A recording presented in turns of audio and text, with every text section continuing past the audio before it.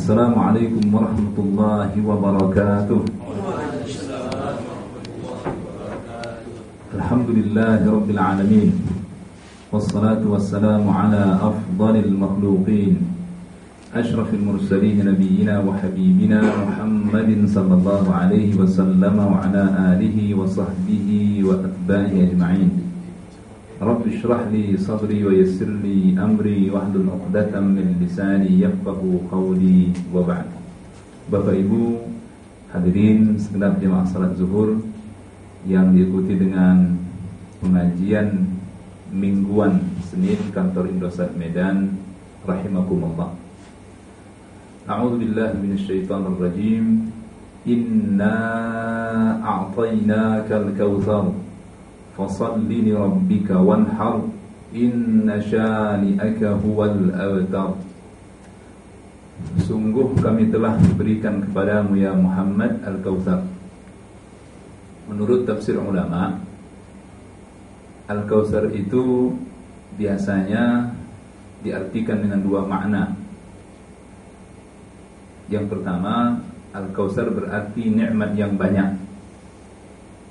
Sedangkan arti yang kedua yang kerap disebut ulama dalam berbagai kitab tafsir, Al-Kautsar itu merupakan nama telaga di surga yang kelak Allah peruntukkan khusus bagi Rasulullah Muhammad SAW. Itu maknanya bahwa awal ayat dari surah Al-Kautsar ini menegaskan betapa besar nikmat yang Allah janjikan bagi Rasulullah Muhammad SAW, tidak saja di dunia, lebih di akhirat nanti. Nah, bagaimana cara mensyukuri nikmat itu? Secara sederhananya, ulama Islam mengatakan ungkapan syukur yang paling mudah untuk dilakukan seorang hamba kepada Allah adalah dengan banyak memujinya, dengan mengatakan Alhamdulillah. Itu yang paling sederhana. Lantas bagaimana cara bersyukur yang paling sempurna? Ini dia caranya, seperti yang Allah ajarkan kepada Rasulullah SAW untuk kita teladani. Yang pertama, fasalli li rabbika, maka salatlah engkau demi Tuhanmu ya Muhammad, sebagai bentuk syukurmu kepadanya. Salat itu juga diartikan dengan tunduk patuh kepada segala perintahnya dan menjauhi larangannya. Jika kita sadar bahwa dialah Allah yang telah menciptakan kita berikut alam semesta dan segala isinya, bahwa dialah Allah yang telah memberikan segala anugerah dan kebaikan dalam hidup kita, dialah Allah Sang Maha Pengatur dan pemilik alam semesta dengan segala isinya, maka patuhi dia. Kalau kita adalah hamba yang pandai dan tahu bersyukur kepadanya, patuh dia, salatlah deminya. Salat di sini juga bermakna pengorbanan secara lahiriah. Kepatuhan itu bermakna wujud syukur dalam bentuk pengorbanan secara lahiriah, jasmaniah. Jadi semua bentuk ibadah kita lakukan, salat utamanya, berpuasa dengan menahan lapar dan dahaga, ya, itu semua bagian dari bentuk syukur dan terima kasih kita kepadanya. Tapi pengorbanan secara lahiriah sebagai bentuk syukur kepada Allah saja enggak cukup. Sampai kemudian harus disempurnakan dengan wanhar. Apa itu? Berkorban secara materi. Wanhar itu an-nahru dalam bahasa artinya menyembelih. Artinya berkorban dengan sesuatu yang berharga, materi yang bernilai, deminya. Ya. Itu bisa berupa pengorbanan uang, pengorbanan hewan sembelihan, pengorbanan makanan bagi orang miskin yang kita berikan, pengorbanan pakaian yang kita peruntukkan buat mereka, dan lain sebagainya. Artinya materi yang berharga, bernilai. Baru kemudian kita bisa menyempurnakan bentuk syukur kita kepada Allah. Dan sekaligus seperti yang telah kita tegaskan dalam pengajian yang lalu, pengorbanan secara materi berupa infak, sedekah, zakat itu juga merupakan salah satu ciri orang-orang yang bertakwa. Itulah sebabnya dalam banyak ayat Al-Quran seringkali kita dapati perintah sholat itu beriringan langsung dengan perintah zakat. Aqimus shalah wa atuz zakah, selalu begitu. Jadi bentuk syukur itu tidak bisa terpisahkan antara syukur secara lahiriah, berkorban secara lahiriah, yang diikuti kemudian dengan pengorbanan secara materi. Nah, juga mulai kita ketika kita buka sejak dari awal-awal Al-Quran sudah kita dapati ya isyarat ke arah pengorbanan secara materi yang dibaring dengan pengorbanan lahiriah itu. A'udzubillahi minasyaitonirrajim. Dzalikal kitabu la raiba fihi hudan lil muttaqin alladzina yu'minuna bil ghaibi wa yuqimunas salata wa mimma razaqnahum yunfiqun. Kan jelas. Jadi ciri utama orang bertakwa yang disebutkan dalam ayat-ayat pertama dari Al-Quran setelah beriman kepada perkara gaib langsung diikuti dengan perintah untuk salat yang diiringi kemudian segera dengan berinfak. Berinfak. Bapak Ibu hadirin rahimakumullah, wujud syukur secara materi dalam bentuk pengorbanan kepada Tuhan itu sesungguhnya merupakan semangat yang ada pada setiap umat beragama. Bukan hanya pada agama Islam. Coba lihat, apapun agama ya, yang diyakini seseorang, selama dia meyakini bahwa ada Tuhan, entah dia sebut Tuhan itu sebagai dewa, yang widi, apapun namanya, apapun yang dia pertuhankan, sama adanya Allah ataupun selain daripada Allah, manusia, Jesus Christ misalnya, Sang Buddha Siddhartha Gautama yang dia puja misalnya, Sungai Gangga, sampai kepada ular kobra, atau bahkan roh-roh animisme dan benda-benda dinamis dan lain sebagainya. Itu yang penting selama manusia itu pada keyakinannya meyakini adanya Tuhan, pasti dia punya semangat untuk berkorban kepada Tuhan. Coba lihat secara materi ya. Sampai sekarang nggak jauh dari kita itu. Sementara masyarakat Indonesia, saudara kita sebangsa itu yang beragama Buddha itu setiap hari itu memberikan pengorbanan kepada dewa-dewi mereka kan. Umat Hindu pun begitu ya. Umat Kristiani pun demikian. Bahkan terkadang untuk menunjukkan pengorbanan kepada Tuhan itu mereka siap untuk mencederai dirinya ya. Melukai dirinya ya.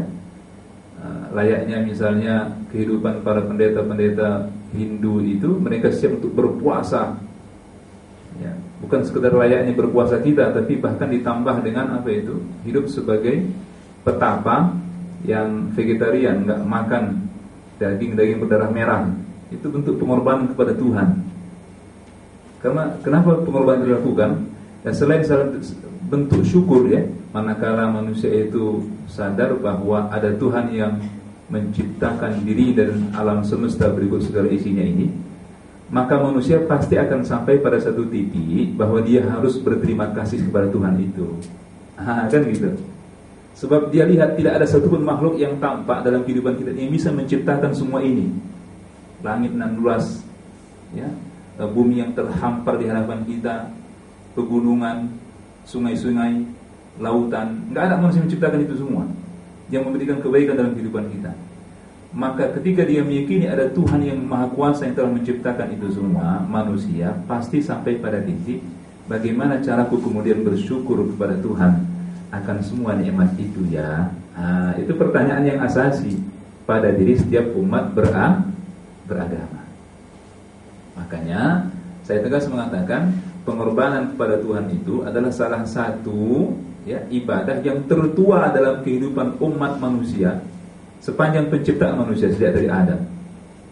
Kita lihat Al-Quran sudah mengisahkan kehidupan dua anak Adam itu sudah ada tuntutan untuk berkorban yang disebut dalam riwayat Israiliyah, bukan dalam Quran ya. Ada dua nama Qabil dan Habil itu bukan dalam ayat Quran tegas nggak ada nama Qabil Habil. Juga saya coba cari-cari dari berbagai kitab hadis yang mu'tabar, saya juga tidak dapati nama Qabil Habil ini.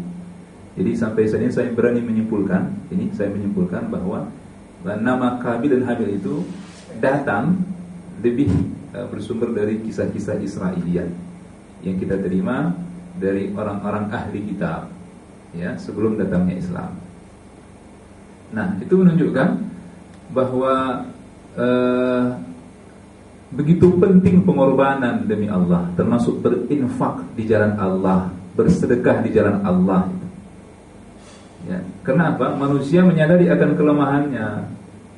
ketika Allah berkehendak menguji manusia dengan satu lain cobaan, digoncang sedikit bumi ini sudah gundah kita ketakutan.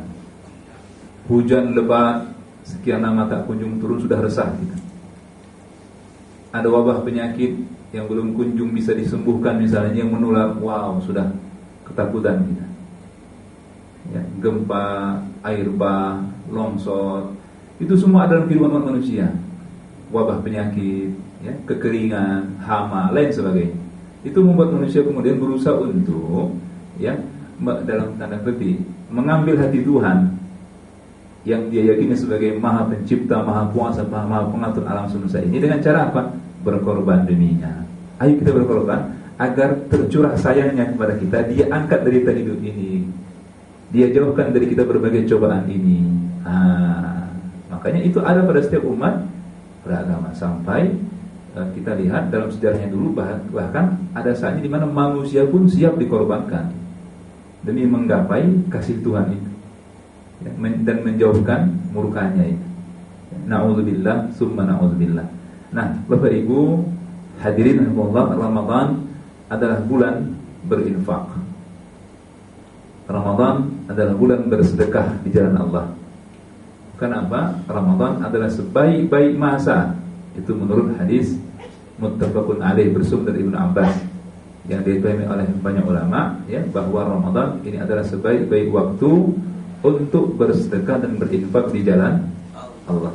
Saya ingin menambahkan kepada kita lebih dari apa yang sudah kita kaji dalam tausiah minggu lalu tentang keutamaan berinfak serta janji-janji baik maupun sebaliknya janji-janji buruk dari Allah Rasulnya bagi mereka-mereka yang mau atau sebaliknya yang enggan untuk berinfak di jalan Allah.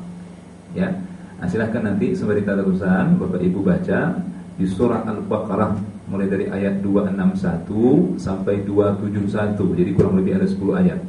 Hemat saya, ini merupakan rangkaian ayat Al-Quran yang paling memadai ketika berbicara tentang ibadah berinfak di jalan Allah. Selebihnya itu putus-putus biasanya. Putus-putus. Ini dia runut dia ceritanya. 10 ayat runut dia, cukup panjang. Al-Baqarah 261 sampai 271. Ya. A'udzubillahi minasyaitonirrajim. Alladzina yunfiquna amwalahum fi sabilillah. Sebentar, maaf. Sebelumnya, a'udzubillahi minasyaitonirrajim. Ini ayat 261-nya, masalul ladzina yunfiquna amwalahum fi sabilillah thumma la yutbi'una kamathali habbatin anbatat sab'a sanabila fi kulli sumbulatin mi'atu habbah wallahu yudha'ifu liman yasha' wallahu wasi'un 'alim. Perumpamaan mereka yang berinfak dengan sebahagian hartanya di jalan Allah adalah laksana menanam satu benih, yang dari satu benih itu kemudian memunculkan 7 bulir. Dari masing-masing bulir itu menghasilkan 100 biji. Maka hasil akhirnya satu kebaikan itu dijanjikan oleh Allah setidaknya balasan menjadi 700 kali kebaikan sebagai imbalannya. Tidak di dunia, paling tidak di akhirat nanti kita harapkan. Itulah makanya dalam satu hadis Sahih Muslim, ketika seorang sahabat menegaskan di hadapan Rasulullah, ini seekor onta kuinfakkan di jalan Allah. Maka Rasul segera mengatakan, Allah niscaya akan menggantinya dengan 700 onta seperti itu untukmu kelak di akhirat. Ya. Jadi ayat ini merupakan janji baik Allah bahwa orang berinfak itu pasti akan mendapatkan ganjaran, balasan dari Allah. Tidak harus di dunia ya, yang jelas pasti itu di akhirat. Tapi tidak jarang, kadang-kadang di dunia ini pun Allah berikan, itu janji Allah juga. Mungkin tepatnya bukan kadang-kadang, itu janji Allah. Ya. Karena apa? Banyak sekali ayat serta hadis Nabi yang menegaskan akan janji baik berupa balasan bagi orang yang berinfak dengan Allah itu. Ya. Ini hadis Sahih muttafaqun alaihi. Muttafaqun alaihi. Rasul bersabda, "Ma min yawmin yusbilu ibadu fi." Tidak ada hari yang muncul setiap hari dalam kehidupan kita umat manusia di bumi ini, melainkan di pangkal setiap hari itu ada 2 malaikat yang diutus oleh Allah. Malaikat yang pertama berdoa kepada Allah, Allahumma a'ti munfiqan khalafa. Duhai Allah, berikan bagi orang yang berinfak di jalanmu pengganti yang baik. Sebaliknya, ya, malaikat yang kedua berkata, Allahumma a'ti mumsikan talafa. Ya Allah, berikan orang yang mumsik, yang menggenggam hartanya, enggan untuk berinfak di jalanmu, kehancuran baginya. Na'udzubillah, summa na'udzubillah. Ya. Jadi itu diantara janji-janji baik Allah, ya, terhadap orang yang berinfak di jalannya. Allah katakan juga dalam surah At-Talaq ayat 7. At-Talaq ayat 7, a'udzubillahi minasyaitonir rajim, liyunfiq dzu sa'atin min sa'atihi wa man qudira 'alaihi rizquhu falyunfiq mimma ataahu Allah. Hendaklah orang yang diberi kelapangan untuk berinfak sesuai dengan kelapangan yang ia miliki. Sebaliknya, barang siapa yang mungkin sedang Allah uji dengan rezeki yang terbatas, tetap dituntut baginya untuk berinfak sesuai dengan apa yang Allah berikan baginya. Allah tidak membebani seorang hamba lebih dari apa yang ia berikan kepada hamba tersebut. Janji Allah kemudian, sayaj'alullahu ba'da usri yusra. Niscaya Allah akan gantikan di balik kesulitannya akan datang kemudahan. Ustaz, bisakah kayaknya yang disampaikan tadi? Iya. Ya. Untuk memperjelas, di Quran kan selalu dikatakan, katakanlah surat Ali Imran 92, kamu dikatakan belum dapat kebaikan yang sempurna sebelum kamu menafkahkan. Pengertian nafkah ini beda nggak dengan infak dengan zakat? Karena di Al-Baqarah itu tadi nafkah. Padahal secara umum nafkah itu kan kita untuk kita ya, nafkah. Tapi di sini apakah nafkah itu termasuk zakat, infak, sedekah? Iya, baik, terima kasih. Jadi itu memang kerap kalau kita baca terjemah Al-Quran diartikan dengan menafkahkan, termasuklah dari At-Talaq ayat 7 itu ya. Tapi kalau kita kembali kepada terminologi asalnya dalam bahasa Arab, itu asal katanya anfaqa yunfiqu, laisal birra an lan tanalul birra hatta tunfiqu mimma tuhibbun. Itu tadi yang barusan Bapak sebutkan, Ali Imran ayat 92 tadi ya. Berikut juga ini tadi yang saya sebutkan terakhir, An-Nisa At-Talaq ayat 7 itu. Liyunfiq dzu sa'atin min sa'atihi. Ya. Jadi memang dalam bahasa Arab anfaqa yunfiqu itu berarti menggunakan harta. Itu menurut terminologi asalnya, menggunakan harta. Sama adanya itu digunakan untuk jalan-jalan kebaikan di jalan Allah seperti yang Allah ridai ataupun tidak. Umum sekali makna infak itu pada awalnya. Makanya ada dalam satu hadis sahih Rasul bersabda bahwa kaki kedua anak Adam ini tidak akan tergerak dari tempatnya pada hari kiamat nanti sampai ia ditanyai 4 perkara ya. 4 perkara diantaranya kalau kita ingat itu tentang ilmunya, apa yang sudah dia perbuat dari ilmu yang dia peroleh itu, tentang umurnya, untuk apa dia gunakan kehidupannya itu, tentang hartanya, dari mana dia peroleh dan untuk apa dia infakkan. Min aina iktasaba wa fima anfaqa.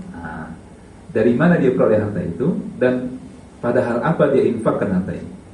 Jadi memang secara bahasa Bapak Ibu Allah, infak itu bermakna semua penggunaan harta itu infak dalam bahasa Arab. Sama adanya itu diperuntukkan buat hal-hal yang diridai Allah maupun yang tidak. Makanya dalam Al-Quran juga ada ayat yang menyebut tentang orang-orang munafik yang menginfakkan hartanya tidak seperti apa yang Allah kehendaki. Oleh karenanya sejak dari awal-awal kemarin kalau diperhatikan, saya selalu menyebut infak di jalan Allah. Itu untuk membedakannya dengan infak yang tidak sesuai dengan apa yang Allah ridai. Selalu begitu, infak fisabilillah, infak di jalan Allah, untuk membedakan infak yang baik dengan infak yang tidak baik tadi. Itu menurut bahasanya Pak ya. Lantas pada perkembangannya kemudian dalam terminologi umum yang dipahami oleh umat Islam dalam sehari-harinya, infak itu lebih terarah kepada menggunakan harta untuk tujuan kebaikan di jalan Allah yang diarahkan kepada selain fakir miskin. Tegasnya lebih kepada lembaga itu untuk membedakan infak berupa zakat atau infak berupa sedekah kepada person-person. Zakat itu kan seperti yang sudah saya sebutkan sebelumnya, itu lazimnya diberikan kepada person, bukan lembaga. Itu asnaf yang 8 tadi. Jadi, amil itu bukan lembaganya, tapi orangnya yang diberi, bukan lembaganya. Orangnya dengan kegiatan dia untuk mengumpul dan membagi serta mendata mana-mana yang berkewajiban dan mana-mana yang berhak sepanjang tahun, maka dia berhak menerima bagian dari zakat itu. Nah, sedangkan infak itu dalam pemahaman kita sehari-hari itu lebih terarah kepada menggunakan harta sesuai dengan apa yang Allah ridhai untuk lembaga. Contoh, infak pembangunan masjid, infak untuk pembangunan madrasah. Kita nggak sebut menurut lazimnya itu sedekah pembangunan masjid, sedekah pembangunan madrasah. Sebab lebih sering makna sedekah itu konotasinya terarah kepada person, memberikan bantuan kepada orang yang kurang mampu, orang yang keadaannya lemah.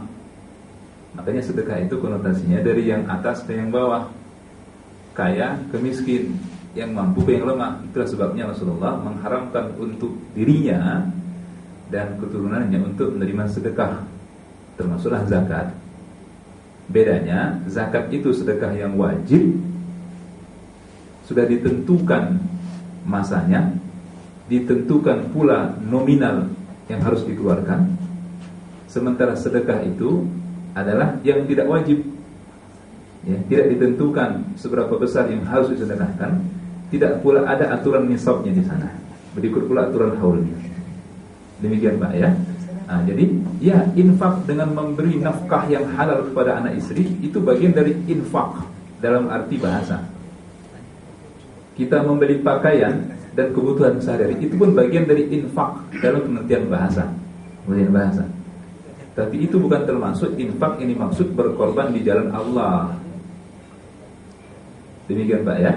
Nah, makanya para ulama untuk membedakan itu disebut dengan infak fisabilillah, infak di jalan Allah. Itu dalam arti pengorbanan ya Allah, bukan untuk pengorbanan sesuatu yang kita konsumsi, yang kita pakai ya. Baik, kita teruskan dulu. Mudah-mudahan tadi bisa dipahami penjelasannya. Allah katakan kemudian, wallahu yudha'ifu liman yasha. Dan Allah pun melipat gandakan pahala untuk siapa yang Dia kehendaki dari hambanya. Wallahu wasi'un alim. Coba lihat indahnya penutup ayat ini. Dan Dia adalah Allah zat yang maha luas karunia-Nya, maha luas kebaikannya, alim, lagi maha mengetahui akan sekecil apapun kebaikan pengorbanan secara harta yang kita lakukan deminya. Jadi kata luas ini seharusnya betul-betul kita hayati. Jadi kalau ada seorang, mungkin ya itu ungkapan awam, pernah ngomong ke saya, Ustaz, rasa-rasanya saya itu malu untuk meminta terus kepada Allah, sebab mungkin menurut hemat saya tak sebanding apa yang saya lakukan dengan besarnya kebaikan yang ingin saya minta darinya itu. Begitulah ya. Itu kadang-kadang kita dengar ada yang berkata begitu. Orang yang berilmu gak akan berkata seperti itu. Itu mungkin ungkapan awam. Itu kan logika manusia yang bicara. Logika manusia tidak selamanya bisa mengukur maha luasnya Allah, karena Allah tak terbatas. Sementara kemampuan akal kita terbatas. Itulah bedanya. Kalau kita meminta, berdoa ya kepada Allah, Allah maha luas karunia-Nya, tidak akan berkurang kebaikan dari sisinya manakala seluruh hamba meminta kebaikan. Wong Dia Tuhan. Kalau berkurang bukan Tuhan. Dia wajib maha luas, tidak terbatas ya.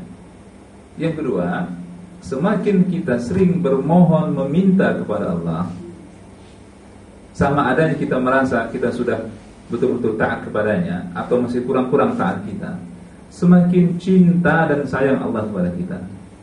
Karena doa, bermohon kepadanya itu bagian dari ibadah. Semakin mulia kita di sisinya. Justru sebaliknya, Allah katakan dalam Al-Quran, barang siapa yang enggan ya, untuk berdoa kepadanya ya, akan kami berikan kesulitan dalam hidupnya ya. Jadi itulah bedanya. Kalau kita berdoa kepada Allah, semakin sering kita berdoa meminta kepadanya, semakin sayang dan cinta Allah kepada kita. Sebaliknya, kalau dengan hamba sekaya apapun dia, ya, ketika kita meminta, pasti akan berkurang kebaikan di sisinya. Betul? Karena dia fana, makhluk, pasti akan berkurang. Yang kedua, ya, sebaik apapun dia, 1, 2, 3 kali mungkin masih bermurah hati dia. Kalau lebih daripada itu, semakin sering kita meminta kepadanya, semakin rendah dan hina kita di hadapannya. Maka tidak perlu berkecil hati, meminta kepada Allah, dia maha luas, mintalah terus kebaikannya, karunia-Nya. Jangan ukur lapangnya rahmat Allah dengan ukuran akal manusia yang sederhana ini, yang amat terbatas. Ya, nah, Allah katakan berikutnya, alladzina yunfiquna amwalahum fi sabilillah, thumma la yutbi'una ma anfaqu manna wala adha. Mereka-mereka yang berinfak di jalan Allah kemudian tidak mengiringi, tidak mengikuti apa yang mereka infakkan itu dengan manna wala adha. Apa arti al-manna itu? Menyebut apa yang sudah diinfakkan dan sedekahkan. Wala adha, tidak pula menyakiti orang yang sudah dia beri sedekah dan infak kepadanya. Ya, Allah katakan kemudian,